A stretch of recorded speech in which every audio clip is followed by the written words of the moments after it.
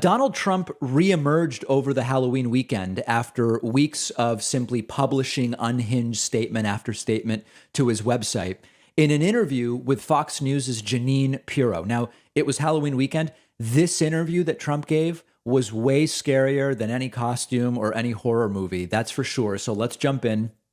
Trump saying just days before tomorrow's Virginia gubernatorial election, Trump arguing that his endorsement is worth a lot. He almost always wins, and he has endorsed Glenn Youngkin.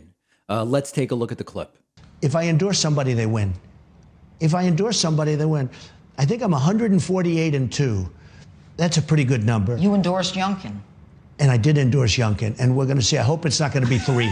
Okay, do you understand that? Yeah. I did. I endorse him strongly. He's a good man. Now, the funny thing about the Youngkin endorsement is that if Youngkin does ultimately win tomorrow, Trump is obviously going to say, hey, that's another win in my column. That's another one that I endorsed and who won. If Youngkin loses tomorrow, Youngkin has actually been distancing himself from Donald Trump for the last month or so.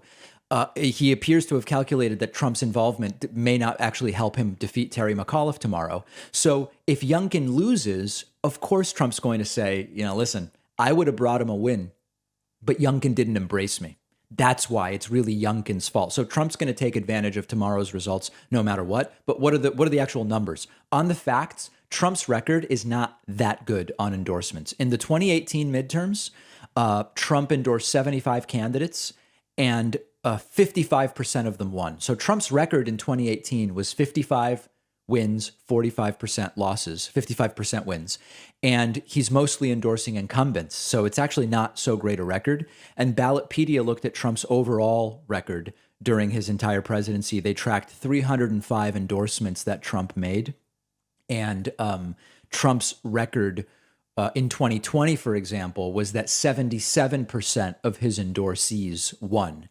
Again, there's a bias to success because Trump mostly endorses incumbents and incumbency has a huge advantage. So it's really not that great of a record. Let's look at a little bit more of this interview that Trump gave Jeanine Pirro and just pick up a couple of just wacky things Trump says.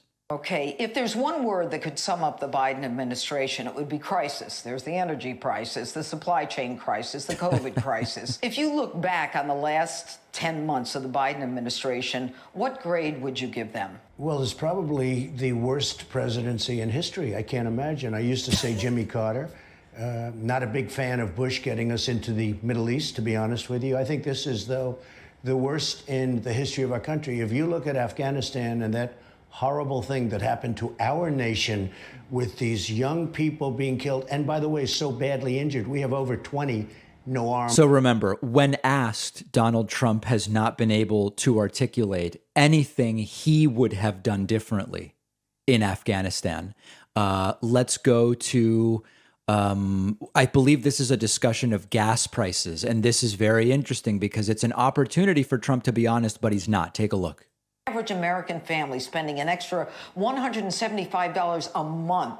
Gas prices are up to $7 in California, $5 in New York. Yeah. We can't afford these people. And Joe Biden, when he was asked about gas prices, what he's going to do about it, he says, I don't see anything that's going to significantly reduce gas prices in the near future. Incredible. He doesn't know. No, he doesn't have any idea. Look, one of the things I was most proud about, our country became energy independent. Not true. We didn't need the Middle East. We didn't need Russia. We didn't need anybody. We had our own. We had more than them. We were number one by far over Saudi Arabia and you know this, and Russia. Number one by far. I had the pipelines going, Keystone XL pipeline. Amazingly, I ended the Russian pipeline. I was not good to Russia. I got along well with Russia. I got along well with Putin. But they weren't happy with Trump, I can tell you that. Mm-hmm. But Biden opened up this big, massive pipeline all over Europe, but he closed down the XL. And I have to say, because you heard it 1,000 times, more importantly, we're energy independent no longer. I was so proud of that. First time really in history. Understand that there has been no appreciable change in the energy supply configuration of the United States in the 10 months Joe Biden has been president. I mean, it's just Trump cites nothing. It just hasn't happened. It's imaginary. They say 75 years, but I don't believe we were ever big. energy independent. It was and big. We were energy independent. We were doing so much. The prices, it was $1.87 a gallon. Okay, if you look at the numbers. The crazy. And now, yesterday, they had in a certain section of California $7.70. It's always the lead. Yeah. It's going to follow, and it's going to go a lot higher than that. And Biden sent people to go see Russia, Saudi Arabia, and other members of OPEC that we need help because we don't have enough. Now, when you talk about inflation, the biggest factor. So it would be really, I actually think Joe Biden should be applauded for what he said during the town hall. He said, as a president, the one thing I can do probably only drops gas 30 cents. That is refreshingly honest, because when it's convenient, presidents love to pretend that they really have control over gas prices. We're talking about global markets. We're talking about supply chains that move really slowly. Now, in terms of Trump claiming gas was super cheap, he mentioned $1.87 a gallon.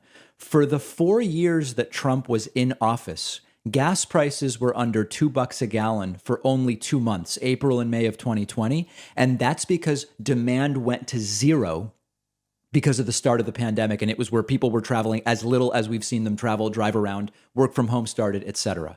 It would be really refreshing if more presidents said, hey, you know what? I know this is a popular political football, but as presidents, we have very little control over gas prices. We have the Strategic Petroleum Reserve, which on a medium-term basis could reduce prices a little, but this is really much bigger than us. But of course, Trump doesn't do that.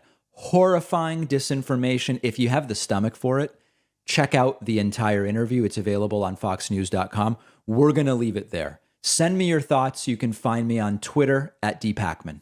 One of our sponsors is Blinkist, who's been supporting the David Pakman Show longer than any other sponsor. Blinkist is the app that lets you listen to or read an entire nonfiction book in just 15 minutes.